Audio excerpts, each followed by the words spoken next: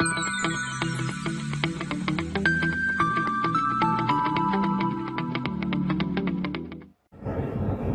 everyone, welcome to the video series lecture of the thermodynamics. As you all know, we were discussing about the second law of thermodynamics, and already we have covered two lectures based on this topic. In the two lectures we have discussed the introduction of the thermodynamics, then thermal energy reservoir, and then we have discussed about the heat engine and heat pump. After that we have discussed the statements of the second law of thermodynamics and the equivalence of the second law of thermodynamics. Now, today in this lecture we will deal with the Carnot cycle. Okay, but before starting the Carnot cycle, let me revise the statements of the second law of thermodynamics. In the second law of thermodynamics, there were two statements. One was the Kelvin-Planck and second was the Clausius statement.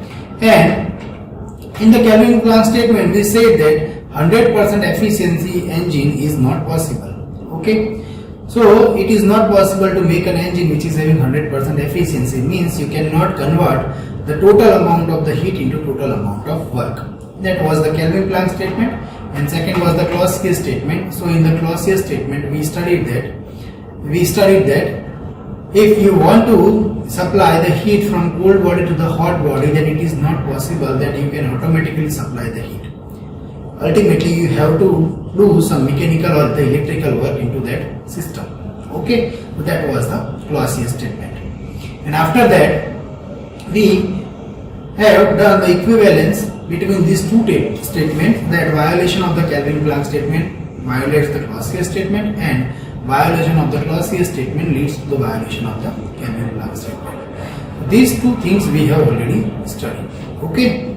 Now today in this lecture I am going to start the Carnot cycle. Okay. So first of all, what is the Carnot theorem and what is the Carnot cycle, that we have to study here. Okay. So first of all, Carnot cycle is based on the heat engine. So if you have not seen the previous lecture, first see that previous lecture. In the previous lecture I have give complete explanation about the heat engine. Okay, because without knowing the heat engine you cannot understand the Carnot cycle. Okay, so first see that lecture and then comes into this lecture. Now I am talking about the Carnot cycle. What is the Carnot cycle?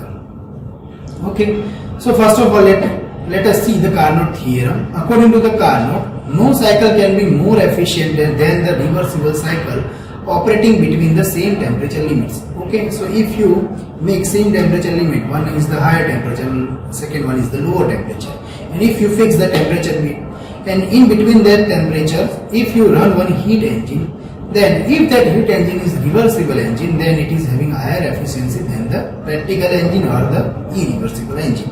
That is the simple definition of the Carnot theorem. So that is the simple Carnot theorem, we can say that. Now what are the assumptions Carnot had taken before drawing the cycle?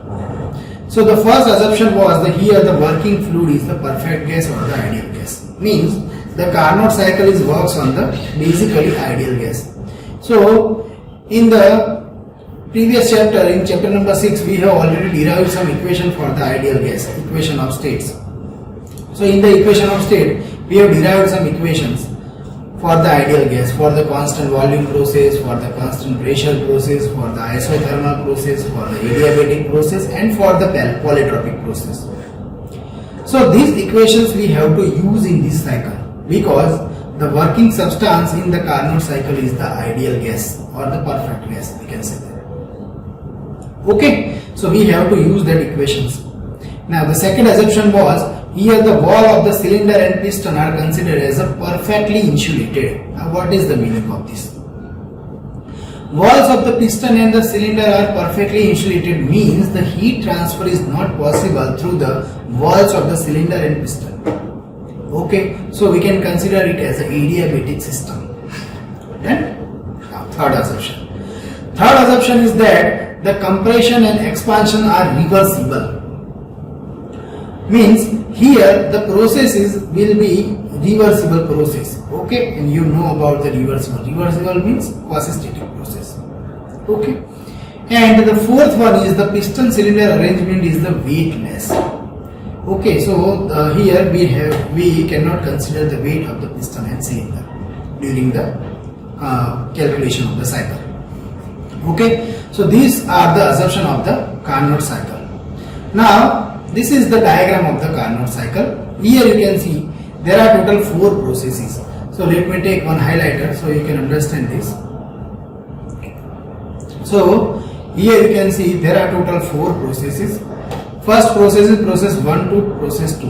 Okay, so process 1 to process 2. So from process 1 to process 2, the heat is supplied to the system. Okay, and that heat is supplied by the isothermally, means here the temperature will remain constant, heat will supply continuously. So we can say that T1 is equals to T2. And now after that the expansion process is done, and in that expansion process the heat transfer is 0. That means process 2 to process 3, this process 2 to process 3 is the adiabatic expansion process. So during this adiabatic expansion process the temperature will reduce but no heat is supplied. Okay, so we can write here T1 equals to T2, but T2 and T3 are different. Okay, now again we are going to compress it. So in the compression process what is doing, heat is rejected from the system. Means during the process 3 to 4 heat is rejected from the system, and heat is rejected by isothermally, means it is the constant temperature process. Okay, so from 3 to 4 heat is rejected. Here you can see this is the QR, so heat is rejected isothermally. And again 4 to 1 is the compression process, that is the adiabatic compression process. So in the adiabatic compression we are going to compress the gas without transferring the heat. So basically you can see here there are 2 expansion process and 2 compression process. So total there are 4 processes. The first one is the isothermal process, that is the isothermal expansion. Second one is the adiabatic expansion. Third process is isothermal compression, and fourth is the adiabatic compression. Now during the isothermal process heat is supplied and heat is rejected, and during the adiabatic process the continuously work will be supplied or work will be done by the system. That we will understand. Okay, so this is the basic diagram of the Carnot cycle. Then now you can also understand this with the help of this piston cylinder arrangement. You can see when the isothermal expansion is done you have to supply some heat. Okay, because without supplying the heat piston cannot move. Okay, and if the piston is not moved then expansion process will not done. Okay, so here what we are doing, we are supplying the heat so that the expansion process is done, and finally the piston will move from this bottom level to the upper level. So the expansion of the gas will be done by supplying some heat, but this expansion is done slowly, so finally you can see it is the isothermal expansion. Then adiabatic expansion, so from the middle to the upper side the heat transfer will be 0. We are not supplying the heat, so ultimately during that time heat transfer will be 0. So in between that expansion is known as the adiabatic expansion. Now then we are compressing the piston. So when we compress the piston, ultimately the heat is rejected from the system, and we can say that it is the isothermal compression.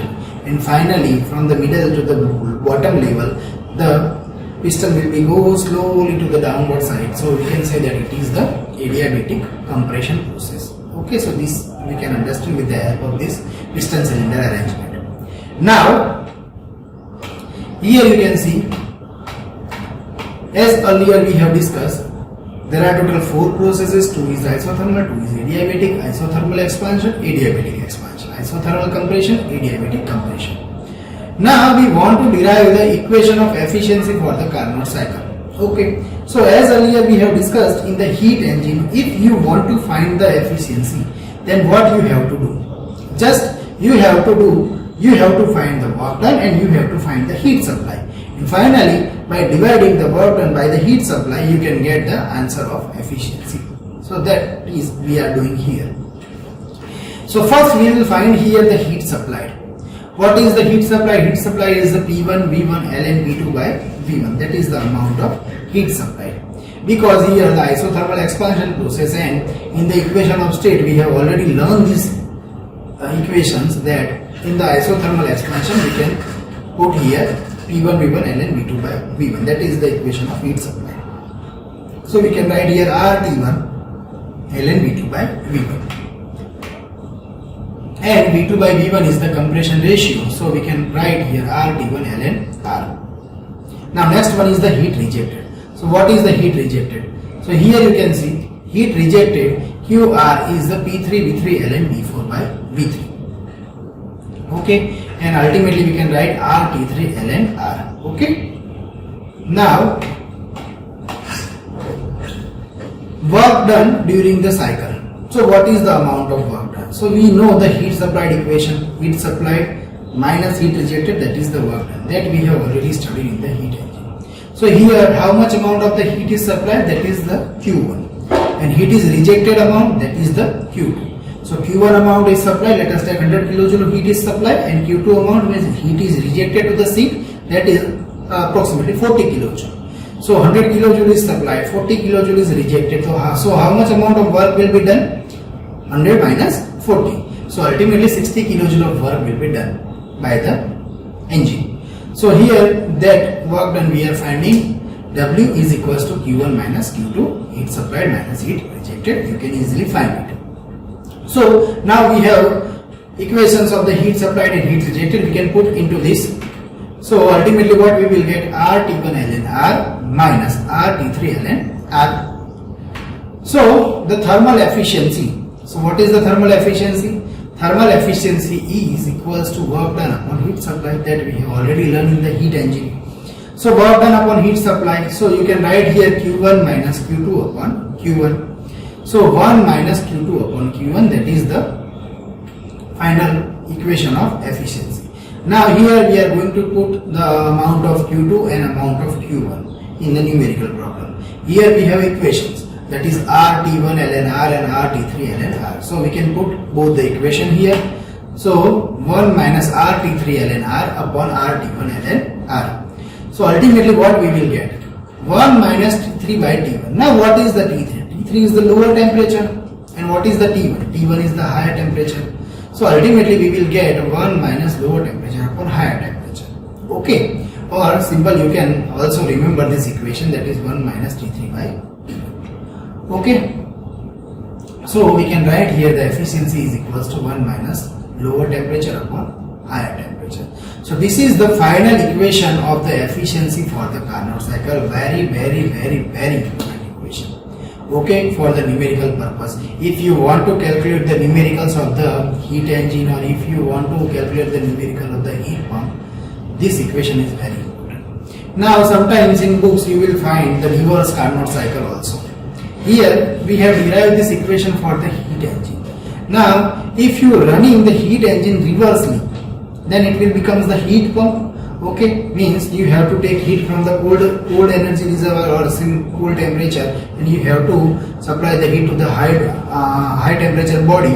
So ultimately it will working as a reverse engine. So when you reverse the heat engine, it will become the heat pump. So the same kind of equation we can prove. Okay, same type of equation we can derive for the efficiency of the Carnot cycle. So in some books you will also find the reverse Carnot cycle. Okay, but the same equation will be come. So that reverse Carnot cycle will be based on the heat pump. We have studied here the simple Carnot cycle, that is based on the heat engine. So for the reverse Carnot cycle also you can derive the equation for the COP of the heat pump. Okay, the method is same. You have to find the work done, you have to find the desired input or desired output, means heat supplied or heat rejected. Finally putting the heat supplied or heat rejected in the numerator, and in the denominator you have to put the equation of work done, and finally you can get the answer of COP. Okay, so both are the same. So I am not repeating all the thing, just you have to remember in the books you will also find the reverse Carnot cycle also. Okay, so this is the final equation for the efficiency of the simple Carnot cycle, that is 1 minus T lower upon T higher. Done? Now what are the limitations of this Carnot cycle? So that we have to understand here. So the first limitation is the Carnot cycle is the hypothetical cycle. Why hypothetical cycle? Because in the assumption we have taken that the Carnot cycle is work on the ideal gas, but means we take the air as an ideal gas, but any engine cannot be run by the air. Okay, so basically Carnot cycle is the hypothetical because it is using the perfect gas as a working fluid.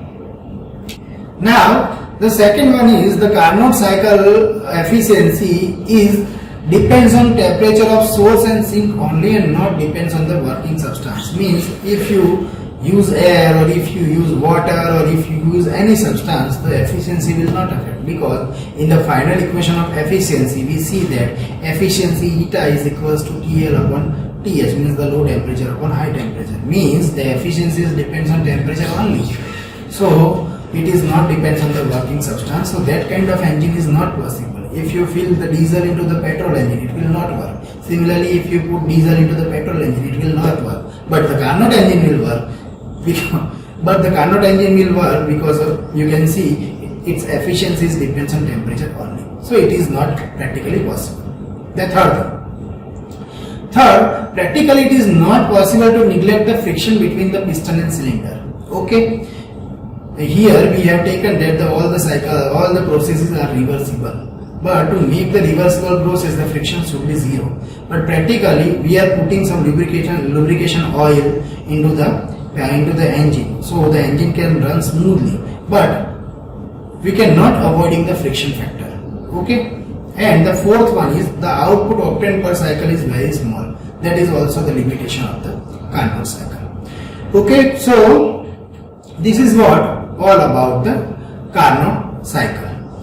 Now in the next lecture we will learn about the corollary of the Carnot cycle, and then based on this cycle we will discuss some numerical problem. Okay, so hope you get the clear idea about the Carnot cycle, how the Carnot cycle is work, what are the processes involved in the Carnot cycle, and how the equation of efficiency of the Carnot cycle can be derived. Okay, so based on this equation we will do some numerical problems in our next lecture. Okay, so this is the end of our lecture. Thank you for today.